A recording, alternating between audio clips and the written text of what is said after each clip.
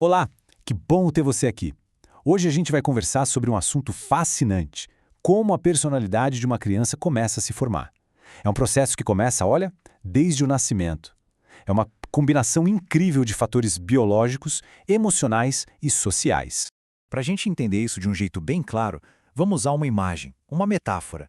Pensa assim: e se a personalidade fosse uma casa que está sendo construída? Pois é, e para essa casa ser segura, para ela ser forte, ela precisa de pilares bem firmes, concorda? E o mais curioso é que a construção desses pilares começa logo nos primeiríssimos anos de vida. Então vamos mergulhar nisso. Vamos conhecer agora os 5 pilares fundamentais que sustentam essa nossa casa interior. Cada um deles, você vai ver, tem um papel absolutamente crucial nessa construção. O primeiro pilar é o temperamento. Sabe, é aquilo que a criança já traz com ela, é a base que vem de fábrica. Algumas crianças são naturalmente mais calmas, outras são mais agitadas, mais elétricas. O objetivo aqui, e isso é muito importante, não é mudar essa essência, de jeito nenhum. É ajudar a criança a usar bem as suas características, que são únicas.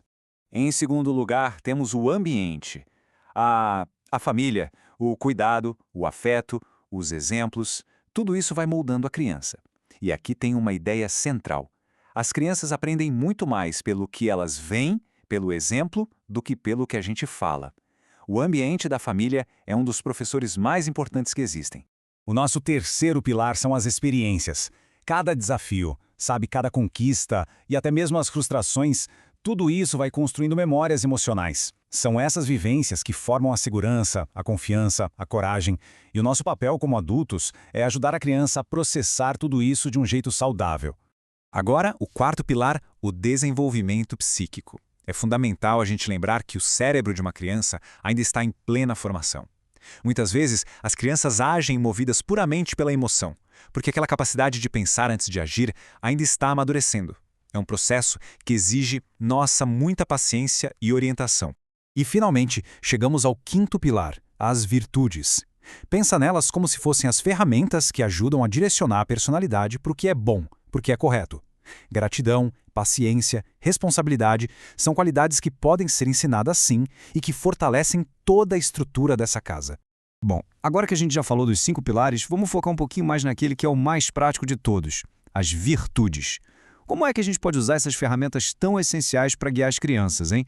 Especialmente sabendo que o cérebro delas ainda está em plena obra. É super comum a gente ver em crianças comportamentos como impulsividade ou aquela dificuldade em dividir as coisas, né? Então, o ponto crucial aqui é entender que isso não é um sinal de falha de caráter. Não mesmo. É uma parte totalmente natural de um cérebro e de uma consciência que ainda estão amadurecendo. E é exatamente aqui que entra a virtologia. É um campo de estudo que nos mostra que, sim, o caráter pode ser educado. Pensa comigo, a gente não ensina matemática? A gente não ensina esportes? Pois então, da mesma forma, a gente pode ensinar e desenvolver as virtudes. E este slide mostra perfeitamente o poder que as virtudes têm. Olha só que interessante. Quando a criança aprende a gerenciar as próprias emoções, ela começa a desenvolver empatia. Isso, por sua vez, fortalece o caráter e, como resultado, ajuda a construir relações muito mais saudáveis. Cada virtude é uma ferramenta para esse processo todo. E essa frase resume tudo de forma perfeita. Não se trata de tentar moldar a criança em algo que ela não é.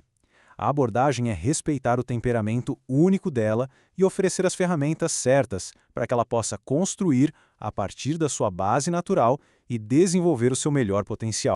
Que tal agora a gente ver um jeito bem simples de explicar tudo isso para as próprias crianças? Vamos fazer isso com uma pequena história. A história começa assim. Imagine que dentro de cada um de nós existe uma casa.